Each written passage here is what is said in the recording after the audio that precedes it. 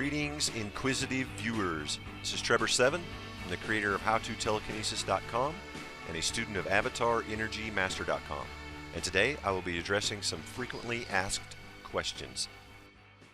I'm about to reach my busy season and I won't have time to answer all the emails and comments and everything that I get from YouTube. So I thought I'd put together a little Q&A video. And I apologize, my sound doesn't work on my camera, so I'm just going to throw some video on here just to have something visually stimulating. Probably won't correlate with what I'm doing. I don't even know what I'm going to use, but I'm going to address some of the questions that I've been asked more than once. And like I've always said before, I'm not saying I have ultimate truth. I'm just giving you my answer to your questions, and I hope they help. All right, so I'm going to address some of these. Actually, there's some stupid ones I get quite a bit, and I wanted to kind of address those first. Or not stupid. There are no stupid questions, but a whole bunch of them that are kind of lumped in the same category. And the answer to all these is no. Can you see spirits and demons? Are you a magician? Do you work at Piggly Wiggly? Can you move a car? Are you a psychic? Are you part Nephilim? And is this tutorial fake? No. And the tutorial, I know it doesn't look real, but I'm assuming when you go to watch a tutorial that you already believe in telekinesis. So obviously it's not going to be the most profound and controlled demonstration you've ever seen. And if you're looking for, something a little more convincing, maybe you could check out my channel before putting the label fake on it. Okay, and yeah, that probably is the top number one question. Is telekinesis real? Yeah, it's 100% real, and I'm not saying there's not fake telekinesis out there, but yes, it is real. I can only speak for my channel 100%, and I do know some people, of course I subscribe to some people that I also know are legitimate, but yes, in general speaking, telekinesis is real. How long will it take me to learn TK? That varies quite a bit from one person to the next. Myself, I'd done several months of Qigong, so I already had some external energy to mess with when I started doing it. And I placed my hands around a side wheel and was able to move it with my hands on day one. And it took me about 3 weeks to slowly back myself off to where I could do it with no hands. If you're a musician, artist, probably 3 to 6 weeks. If you're not creative, probably quite a bit longer than that. But it's hard to say. A lot of it's up to you and how much time you put into it. What is the difference between TK and directing Qi? Empathy is the main difference. If you're using strictly Qi, you do not have to acquire empathy or have any connection really with the outer world. You can simply get your Qi gathered in one place and cast it out using physical motion and actually throw like a Qi ball, energy or whatever, and do telekinesis that way. So the big difference, I think, is empathy. How do I connect with nature? Spend time in nature, of course, is the first step. And I don't know, I mean, it's different for everyone. It's kind of an intimate relationship that you develop over time.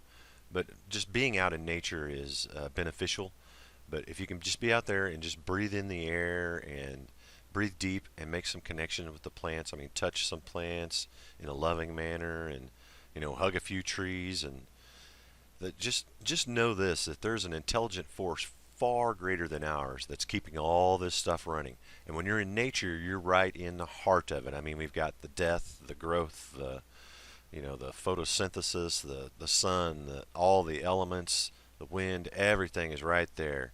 And just being in that environment gives you more energy. You absorb Qi just from being around all that wildlife and away from all the electronics and stuff that we're around most of the time. So just being in nature is one way to connect with them. And like I said, over time, the more you do it, you'll develop a relationship.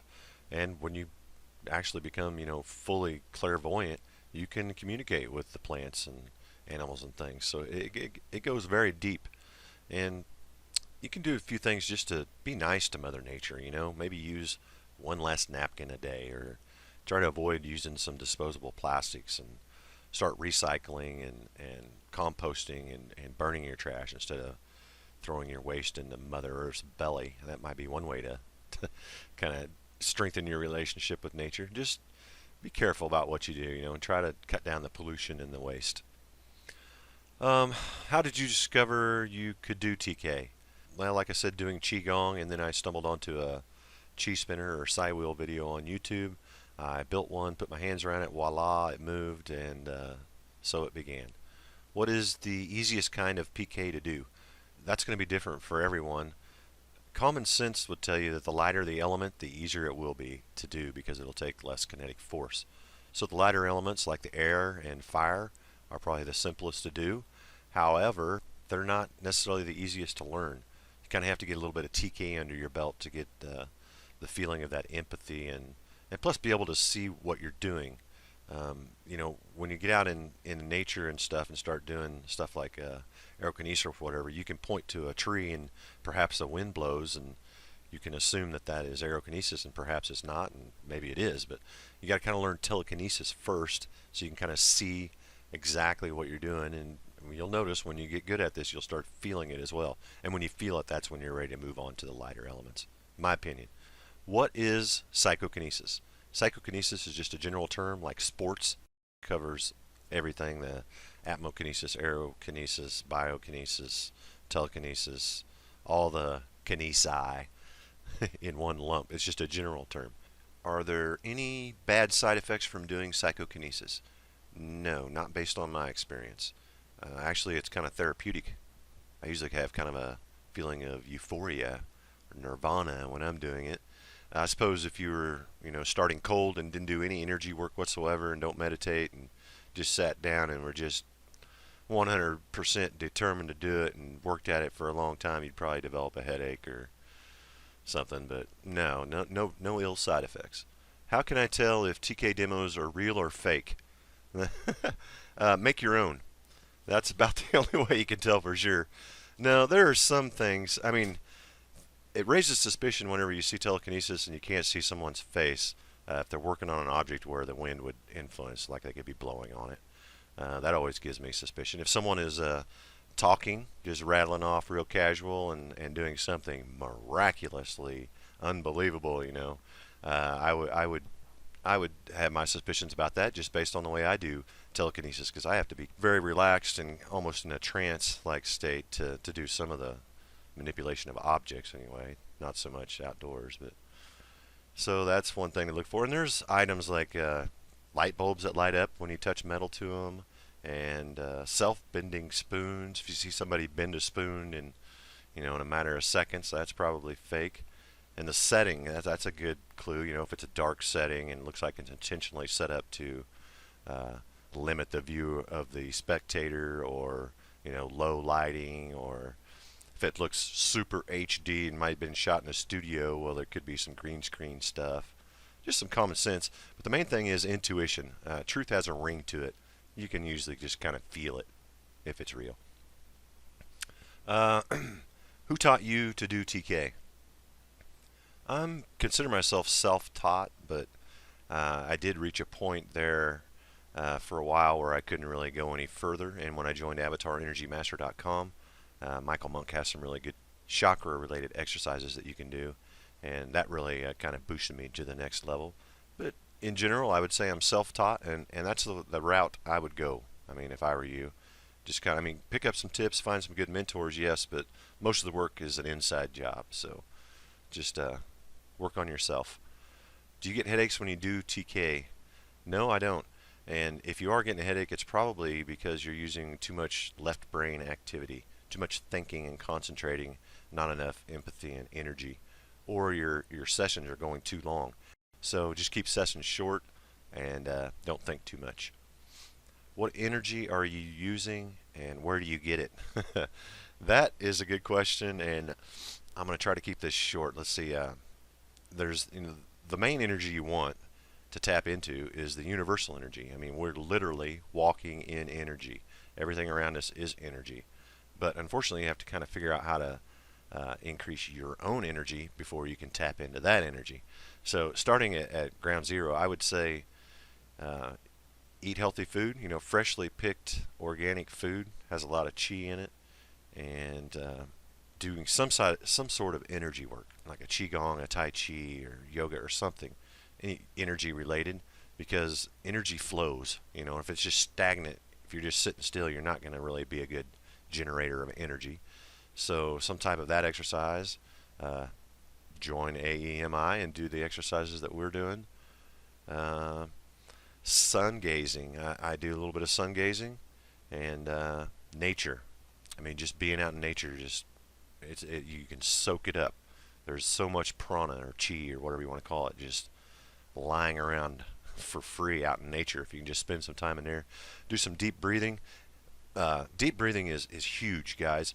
Like I said, we're surrounded by energy, and the more you're moving in and out, the more you're going to acquire. So people in the West are shallow breathers. We breathe in the middle of our breath all day, every day. Never fully fill our lungs and fully empty our lungs, except maybe if we yawn or something. So start doing that. And there's lots of different ways to breathe, and if you're doing it right, there's 3 methods you're using all at once. There's a chest method, where you can put your hand on your chest and feel that you're breathing strictly with your chest area, and then you put your hand on your belly and breathe strictly with your abdomen area, and then place your hands on the outer sides of your rib cage and breathe in a outward where you're moving just your ribs. And when you get that all developed and move it into one thing, you'd be amazed how much air you can move in and out of your lungs. And air is energy, so that's the basics. That's where I get most of my energy. How can I increase my magnetism? That's basically the same thing. You increase your energy, will increase your magnetism. What is the biggest object you have ever moved? Well, that depends on how you look at it, I guess. I mean, I've moved clouds that are pretty darn big and kind of interact with some trees and stuff. That'd be pretty heavy. But I guess in terms of just, standard objects, a rock or a chunk of petrified wood. The video's on my channel there.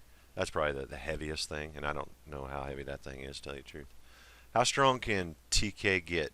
I don't think there are any limitations. We are bound only by our beliefs and our fortitude. How should I meditate and how often? There's no wrong way to meditate, and I'd say as much as you can based on your lifestyle, or at a minimum of 5 to 10 minutes a day, I would say, and much more if you can do it. The longer you meditate, the more often you meditate, and the longer you meditate, the more beneficial it becomes.